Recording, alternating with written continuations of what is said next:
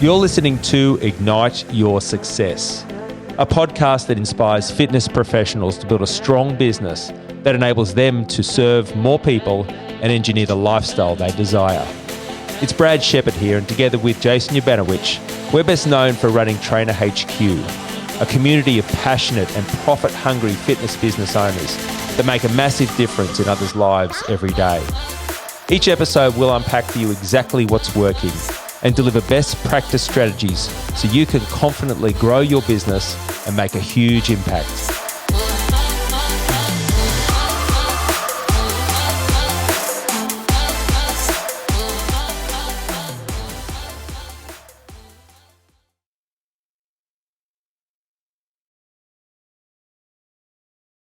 Hello, everybody, and welcome to another edition of Ignite Your Ultimate Success podcast. I'm Brad Shepherd, and I'm joined by my business partner at Trainer HQ, Mr. Jason Ubanowicz. Crowd goes wild. I love how you do the intro every time and I get the applause. It's fucking outstanding. That my can't always. Steam's just gone straight up. You can't always be guaranteed the applause at the start. Hey, No. Well, we just manufacture it. yeah, So that's good. Wonder if people are listening to this just clapping, just I hope they do. I hope they go, yeah, this is the part where you got to clap. So Slow. if you're watching on YouTube or you're listening to it, make sure you get involved. slow clap us in. Start clapping in. We're going back to the old format. We have, yeah. So people listening won't understand that, but We're basically sitting side by side rather than across from each other. Yeah. If you're listening and can't Yep. see it. yeah, Anyway, we've wasted a good couple of minutes full of absolutely nothing. it got weird, didn't it? There, looking at each Yeah, other. It got weird. Oh, yeah. Anyway, let's just leave it at that. There was two dragons. Money mindset is the topic today, Mister. You would know it. Yep. So we want to talk about money mindset. We want to share our experience in this area. We want to give some insights, things that we've observed, things that we've experienced ourselves. So let's start first of all with, I guess, where does someone's programming come from, their beliefs and so forth around money? The first thing to understand is that money is not real. It's a man-made concept, right? So it's what someone agrees about on a certain thing. So if I'm going to go buy a loaf of bread, I've got to be in agreement that that's worth $4 or whatever, right? So it's a made-up concept. It's not real. However, it's the quickest and most efficient and fastest way to look at our programming and beliefs because it's not real, but we have an emotional response to it. So something that's not real, it's made up, but yet we'll have an emotional response. And so what I mean by that is the question you ask is, where does it come from? Well, it comes from when we were a child and we were like all of our beliefs and programmings. And who do we learn from? Well, the people that we get to observe and grow up with. So we typically learn all this stuff from our parents. Inadvertently, they pass on their beliefs about everything: health, relationships, money. So typically that's where it gets learned. The thing is, there's not any really sit-down lessons, right, on money or education, not really in school. Again, unless your parents have done work themselves or they're financially successful and they've got a good relationship with money, then typically you don't really get a sit-down lesson about it. Maybe how to save and, put money aside, but I don't know about you. I never really had any. No, well, you backtrack to schooling, education, all the rest of it. There's not a topic there. There's not a subject on it. Yeah, it doesn't really get spoken about. And right now into the curriculum in this day and age, from what I've seen, we've got teenage kids going through school. All the rest of it, I don't really hear much about it. So you're 100% correct. And on the topic of money, it's one of the things that we've observed anyway, where people get incredibly uncomfortable talking about it. Yeah. And you said it triggers off this emotional response. So what we often find is that people could more happily talk about sex and their sex life or sexual experiences than they can about their money, and you watch them speak more comfortably about it. Yeah. Would that be a fair assumption? Especially in this country, I believe that's the case. And that leads into tall poppy syndrome, and you can't talk about how good you're doing or how much you're making or not making.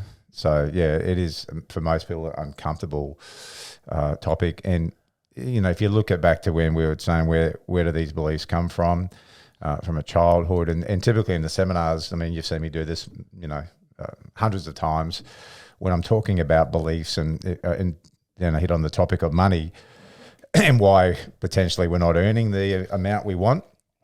And I give a very simple example, and I say to the audience, stick your hand up if you've ever heard any kind of version of this growing up, and that is money doesn't grow on trees. You've seen it. Yep. How many hands go up out of a room full of Pretty people? much the whole room. Pretty much the whole room. It's 99.9%. Very rarely have I seen, that not be the case. And so then I go on to explain that I go, when I heard a version of that, be it was that exact one at some point, I went and asked for something from my parents, and I got that, well, money doesn't grow on trees, mate. I was sitting there thinking, no shit. Because if there was money out on that tree, I would have gone out and picked that bastard dry. So there's a message that gets delivered, though, to that child, unintentionally, that number one, money must be hard to come by. And the second part that you won't often hear out there, you'll hear that bit, but the second part is that this is where the emotional bit comes in. There's an emotional component to it, and that's how dare you ask. Because if it's hard to come by, how dare you ask for it? And so there's an element of shame and guilt that gets delivered because there's an emotional response, right? Because the way it gets delivered from the parent, unintentionally. Yeah. So then here you are as an adult, and you've got shame and guilt around money, or at least asking for what you want at a certain level. You're in business now, and you want to put your prices up. And what can you experience at that stage when you're wanting to ask for something that you want? Well, you're going to experience maybe some shame and guilt. So the chances of that being successful for you, or maybe even doing it in the first place, because who wants to go back and feel those feelings, right? So the programming goes off. You're in a position, you're about to go, put my prices up. I'm about to ask Brad now, my rate's now 110. I've got a bit of shame and guilt around that. That's also led to maybe not having the most healthiest self-esteem also around myself and money. The chances of me asking are probably going to be under slim, or I'll just sabotage it. Then I go, oh, see, there you go. Not worth it. So many bits to that. And if we go back to the statement, money doesn't grow on trees, we could list, and we have done in our workshops when we explore this in more detail, is to go other versions of it. So if you've ever heard, we're not made of money, money's not easy to come by, like the list could go on and on. People with money aren't happy. They're Scrooges, they're not good people. Money doesn't make you happy. It's all this shit, that money gets a bad rap and gets blamed for, which it's really just someone's belief, right? Yeah. Or people with money are evil, or whatever that, and they take advantage of others. The list goes on, right? And if you believe that, guess what? Guess what you'll come across? Fucking people with money are evil. Are there people out there without money that are evil? There's a shitload of them in prison right now. Yeah, there certainly are. And so this part gets, so back to the programming, right? This stuff gets ingrained from a very young age. And so if we talk a bit about the subconscious, if you could share a bit of that, how that gets ingrained, and then how that starts to surface into that adulthood. Well, I mean, the conscious brain and the subconscious work hand in hand, but the conscious part of the brain is the part of your brain that talks to yourself. Like, I want to make more money, I want to quit smoking, whatever it may be. But that alone isn't enough to change your reality. So in your subconscious, it rather works or it doesn't. So things like, sleep, you rather sleep or you don't. But if you've got 60,000 of these automatic programmings in there that have been done before the age of 10, and one of those programs is about money, and it's been embedded in there from the examples we've said, like money doesn't grow on trees, money's hard to come by, you've watched your parents struggle, all this stuff. Well, without you even consciously knowing it, in there, all this stuff could be lurking, right? So then the way it happens is you automatically act out behaviors in accordance to your belief. So if you've got a belief in your subconscious that money's hard to come by, you might make some money, and guess what will happen straight after? So you're just getting ahead, and what will happen? The car will break down, there'll be a bill, you'll break your leg, there'll be something, and then all of a sudden, you've got this expense. So you go, see, just as I was about to get ahead, something bad happens. So more evidence will present itself. More evidence, and that's where they talk about the law of attraction, that movie that was out many years ago, that you tend to then attract what's already inside you. So we're like a frequency, AM, FM. If you're tuned in, you got the receiver, you can tune into the station. It's a similar thing with how it works with our programming, is that you'll see more evidence of why money's hard to come by. So the objective is to start to look at, firstly, what we're doing now is we've got to talk about it, and we've got to have a discussion and start to, I guess, flash the torch in the subconscious area to go, what are my beliefs around money? If I had to say, like, my beliefs about money are, and you would honestly finish that question like you've been interviewed, I say to Brad, your beliefs about money are, the first response might be a surface level. I might have to ask Brad like 20 times. So you can do that with a bit of paper, left and right hand, write a line down the middle. On this left-hand side, you're going to write the question, my beliefs about money are, and then you want to honestly have the response. And it might be, it's scarce, it's hard to come by, I never have enough, So that's really what we're doing here. We start to explore. Not many people get the chance to do it or think to do it. Yeah, stop, draw a line in the sand and go, let's address this. And then the other part is going, what is your relationship with money? So if we were to ask money, how have you been treating it? What's your connection to money like? And ask money to respond. So let's say it could, right? And it might say something like, well, you don't treat me so great, you don't place much value on me. When you get some of me, miraculously you find a way to get rid of that.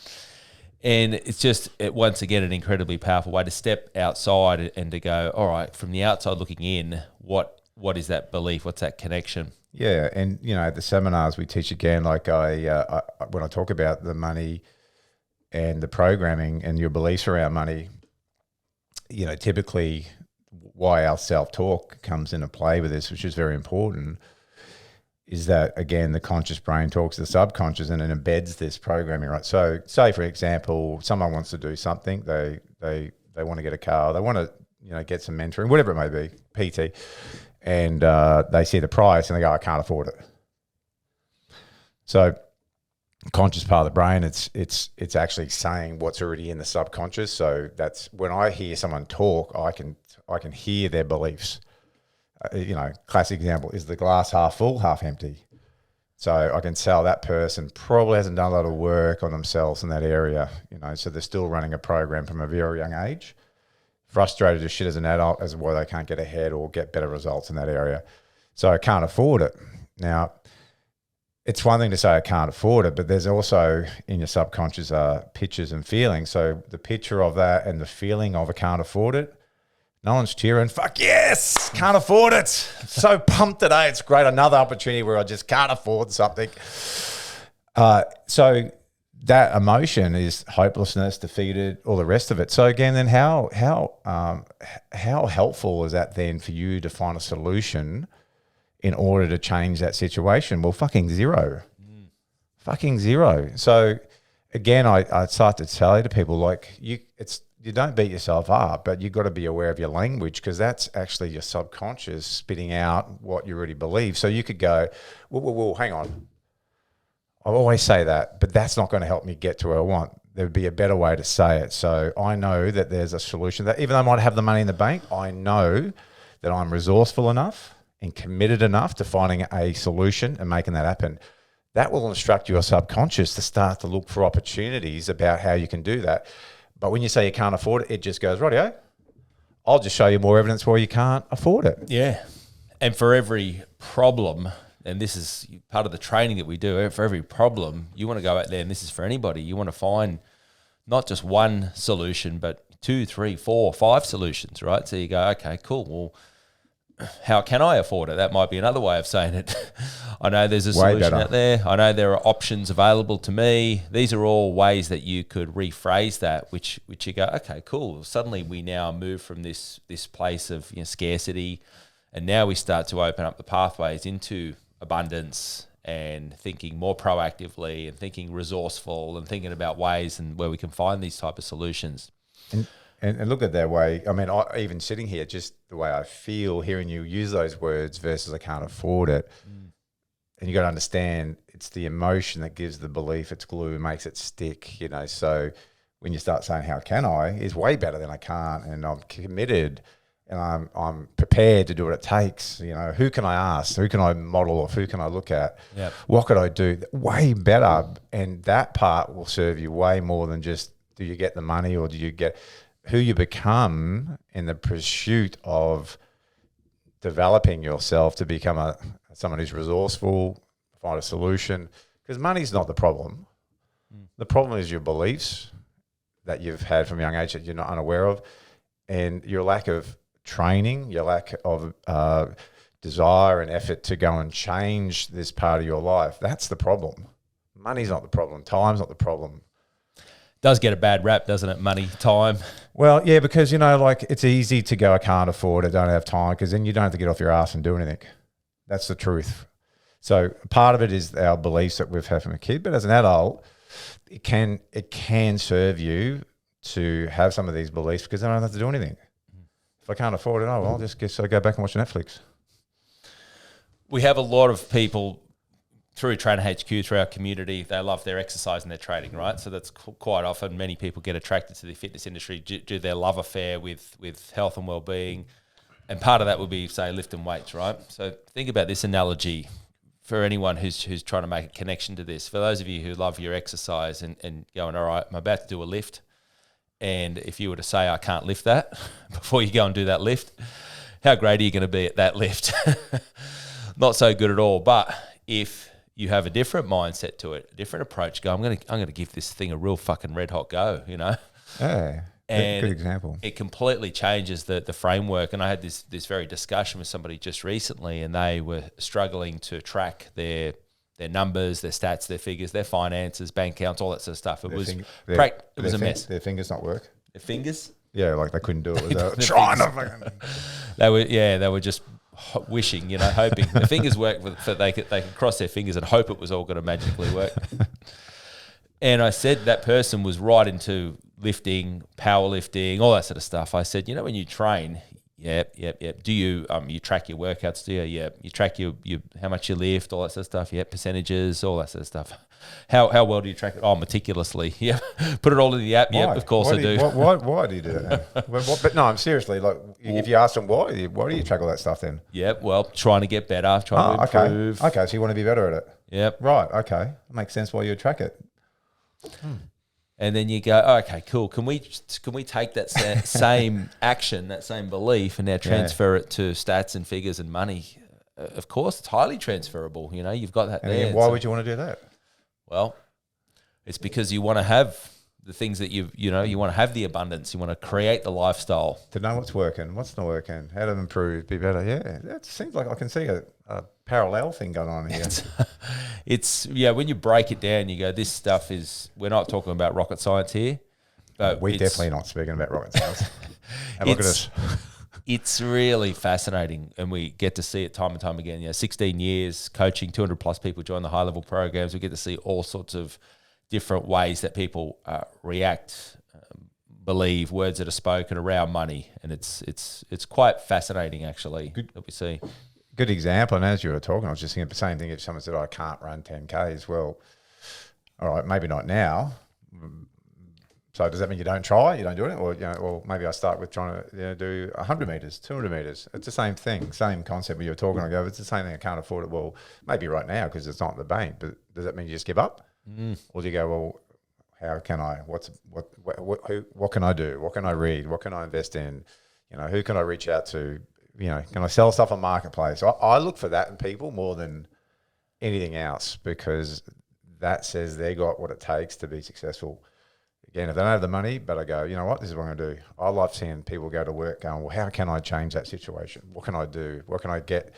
How can I get resourceful? So, yeah, it's the fitness thing in any of our examples. We use them a lot, right? Yeah. Because there's so many different parallels with it that you can use. So at our face-to-face events now, we just ran the 137th one over in Auckland, New Zealand. Crowd goes wild. Stop it. 137th time, and I do a similar activity where we identify where does your money go. And so we break it down, we get the whiteboard, I break the whiteboard in half, or I don't break it in half, I actually put a pen line down it. Whiteboard marker, as a matter of fact. But sometimes... you are very strong, though, so you can do it. We've used a non-whiteboard marker on whiteboards over the years, and that didn't go down too well. Ouch. So on the right-hand side, I talk about essential stuff. Right? So there's essential things, essential expenses that you would have in your life to get by. All right. So you're going to live somewhere. There'll be a rent or a mortgage you would pay. You need to eat food, and again, it could be debatable how much you do need to spend on food Alcohol. and the type of foods you think alcohol's essential. It is for us. No, it's not. You need to wear some clothing, right? It's socially acceptable in this day and age. And once again, how much someone spends on clothing, that could be debatable. It's not on Instagram. No, it's definitely not. I don't see a lot of clothes on Instagram. No. And as long as it's matched up with a positive, statement. Positive statement. Live your best life. And I always like doing that G-string. You've got some... Stay tuned to the Trainer HQ feed. Like electricity, phone, all that sort of stuff. But ultimately, to live in this country and most developed countries around the world, you can get by for a reasonably low amount of money. It's not like you got to spend ridiculous amounts of money on food and clothing and all that sort of stuff, right? So that's the essential part. You're going to need that part. And then we go to the other side of the whiteboard and we go stuff.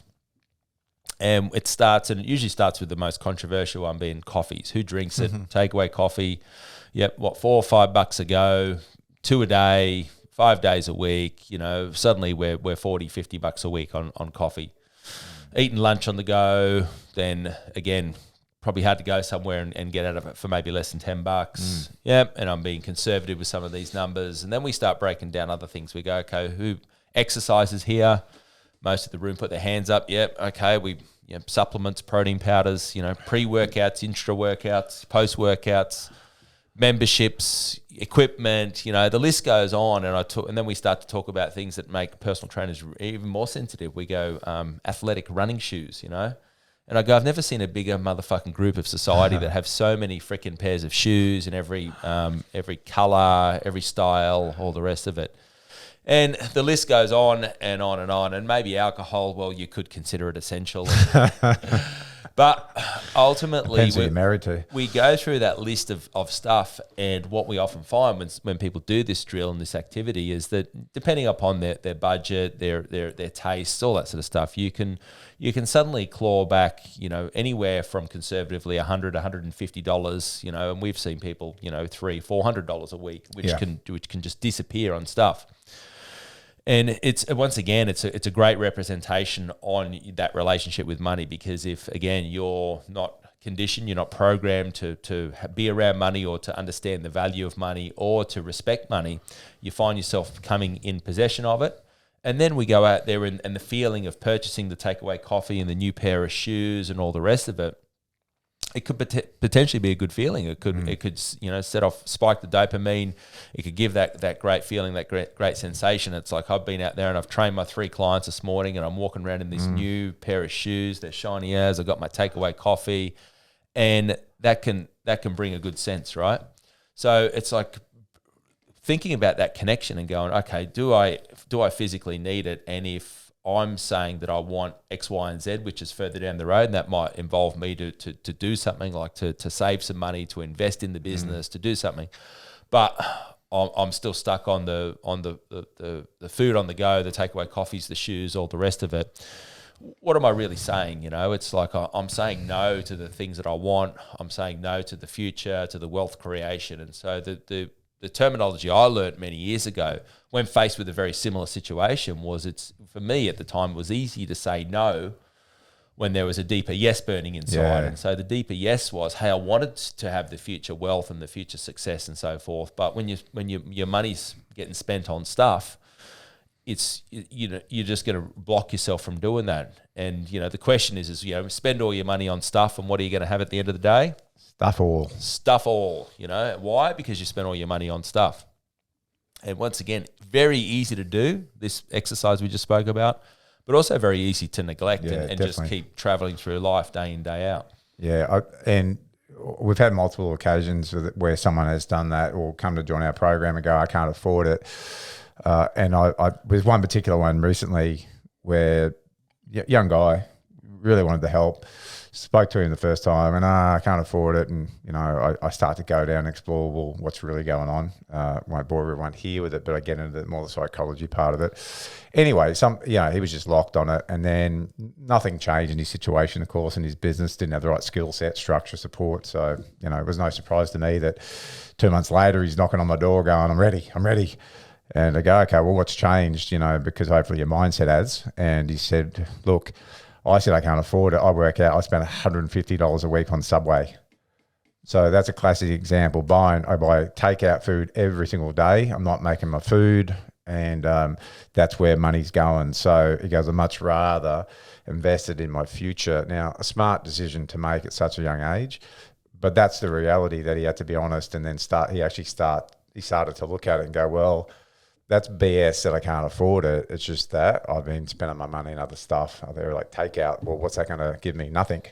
Where he needed to invest in his, ability to run a better business, be more successful. So he could have. I said, then you can have all the Subway you want, mate.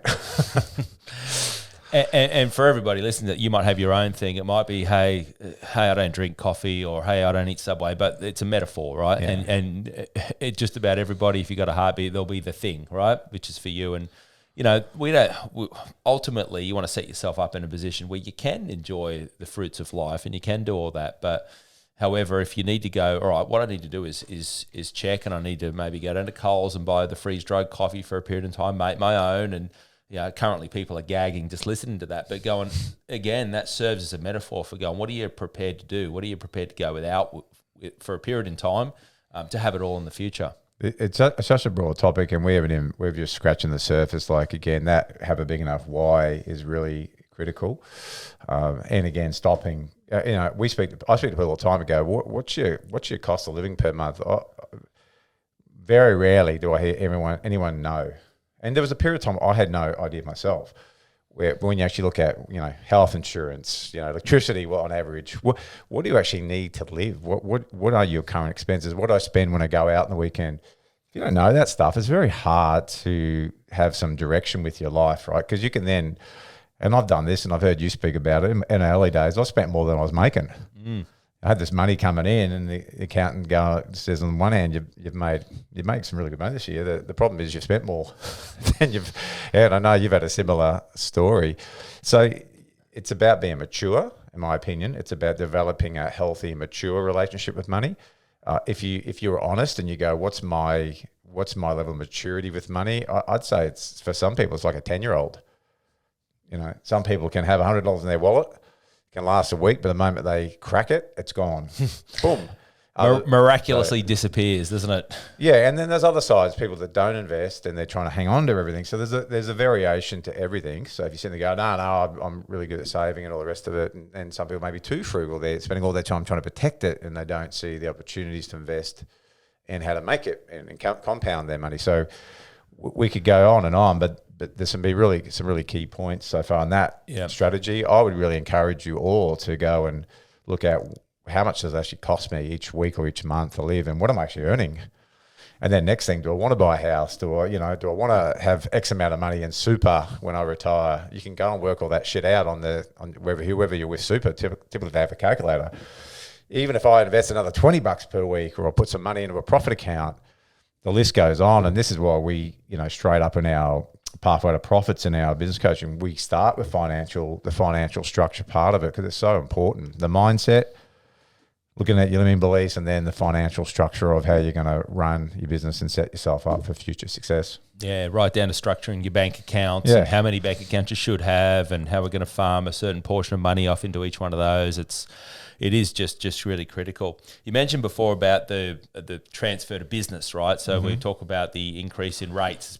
Really great example of it. So again, what we have heard some people say in business is a terminology like, I'm not in it for the money.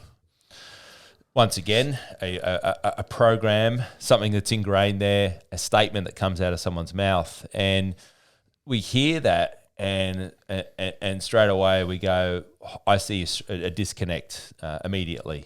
And so from that perspective, when you hear someone say, "I'm not in it for the money," what things pop out for you when you hear that, big fella? I normally say, I always say, start with them, you're a fucking idiot to start with. No.